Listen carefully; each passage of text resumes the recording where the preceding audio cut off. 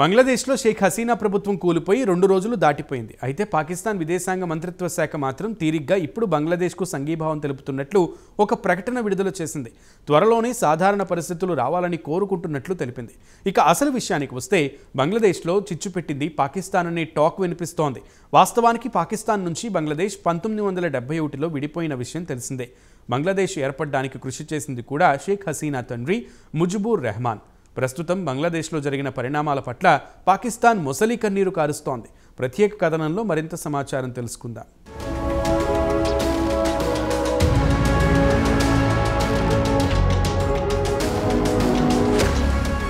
బంగ్లాదేశ్లో షేక్ హసీనా ప్రభుత్వం సోమవారం నాడు కుప్పకూలింది. విద్యార్థుల కోటా ఉద్యమం కాస్త రాజకీయ రంగు పులుముకుంది. దేశవ్యాప్తంగా పెద్ద ఎత్తున ఉద్యమం జరిగింది. వందలాది మంది విద్యార్థులు హతమయ్యారు.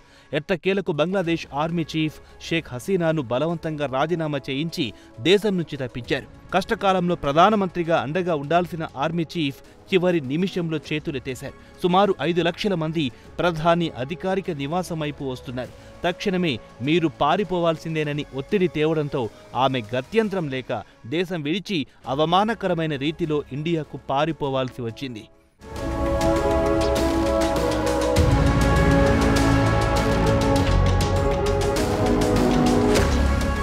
ఇక బంగ్లాదేశ్ పొరుగున ఉన్న పాకిస్తాన్ విషయానికొస్తే పాక్ విదేశాంగ మంత్రిత్వ శాఖ బుధవారం నాడు బంగ్లాదేశ్లో జరుగుతున్న పరిణామాల పట్ల స్పందించింది. త్వరలోనే అక్కడ పరిస్థితులు సాధారణ స్థితికి రావాలని కోరుకుంటామని తెలిపింది. బంగ్లాదేశ్కు చెందిన విద్యార్థి నాయకులు, రాజకీయ నాయకులు, ప్రెసిడెంట్, ఆర్మీ చీఫ్ కలిసి పార్లమెంట్ను రద్దు చేయాలని నిర్ణయించిన విషయం తెలిసిందే.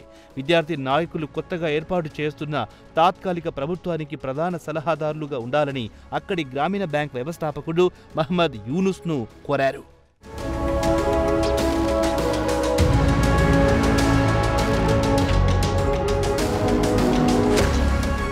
ఇక అసలు విషయానికొస్తే బంగ్లాదేశ్లో విద్యార్థుల కోటా ఉద్యమం వెనుకుండి నడిపించింది మాత్రం పాకిస్తాన్ అని పెద్ద ఎత్తున వార్తలు వస్తున్నాయి.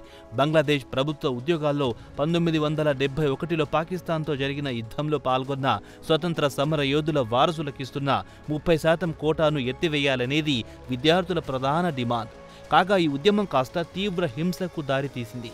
దీంతో దేశంలో స్కూళ్లు, యూనివర్సిటీలు, ప్రభుత్వ కార్యాలయాలు వారాల తరబడి మూతపడ్డాయి. అయితే విద్యార్థుల ఉద్యమం వెనుక బంగ్లాదేశ్ నేషనల్ పార్టీ BNP హస్తముందన్న ఆరోపణలున్నాయి. మాజీ ప్రధాని ఖలీదా జియా, ఇస్లామిక్ ఛత్ర శిబిర్ అంటే జమాత్ ఈ ఇస్లామీ బంగ్లాదేశ్ హస్తముందని షేక్ హసీనా ఆరోపించారు.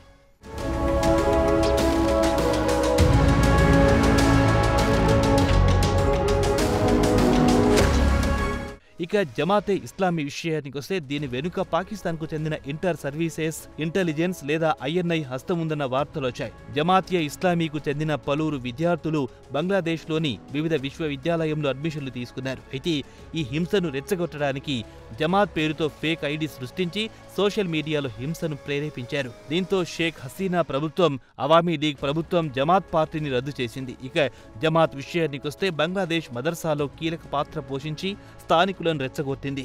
ఇటీవల పాకిస్తాన్లో ఇండియా అవుట్ ఉద్యమాన్ని తెరపైకి తెచ్చింది కూడా జమాతియా ఇస్లామీ పార్టీ.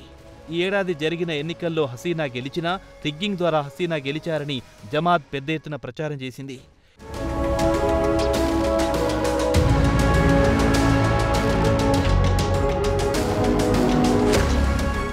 ఇక బంగ్లాదేశ్ విషయానికొస్తే 1971లో పాకిస్తాన్ నుంచి బంగ్లాదేశ్ విడిపోయింది. తూర్పు పాకిస్తాన్ కాస్త బంగ్లాదేశ్గా ఏర్పడిన విషయం తెలిసిందే. ఇక అసలు విషయానికొస్తే పాకిస్తాన్లో బంగ్లాదేశ్ పౌరులను 2వ తరగతి పౌరులుగా చూసేవారు. వారికి ఎలాంటి హక్కులు ఇచ్చేవారు కాదు. పాక్ సైనికులు తరచూ బంగ్లాదేశ్ పౌరులపై దాడులకు దిగడమే కాకుండా బంగ్లా మహిళలపై అత్యాచారాలకు పాల్పడేవారు. పాకిస్తాన్ అరాచకాలను భరించలేక షేక్ హసీనా తండ్రి షేక్ ముజిబూర్ రెహమాన్ పాకిస్తాన్తో యుద్ధానికి తలపడాల్సి వచ్చింది. అప్పుడు ఇండియాలో ప్రధానమంత్రిగా ఇందిరాగాంధీ ఉన్నారు. పాకిస్తాన్ నుంచి బంగ్లాదేశ్ను విడగొట్టడంతో ఇందిరా కీలక పాత్ర పోషించారు. కోట్లాది మంది బంగ్లాదేశీయులను ఇండియా పోషించింది. పాక్ బంగ్లాదేశ్తో విడిపోయిన తర్వాత బంగ్లాదేశ్ తొలి ప్రధానిగా ముజిబూర్ రెహమాన్ బాధ్యతలు చేపట్టారు. అటు తర్వాత 4 ఏళ్లకు సైన్యం ముజిబూర్ను కాల్చి చంపింది. పాకిస్తాన్ తరహాలోనే ఇక్కడ స్వతంత్రం వచ్చిన తర్వాత పలు సంవత్సరాల పాటు మిలిటరీ పాలన కొనసాగింది.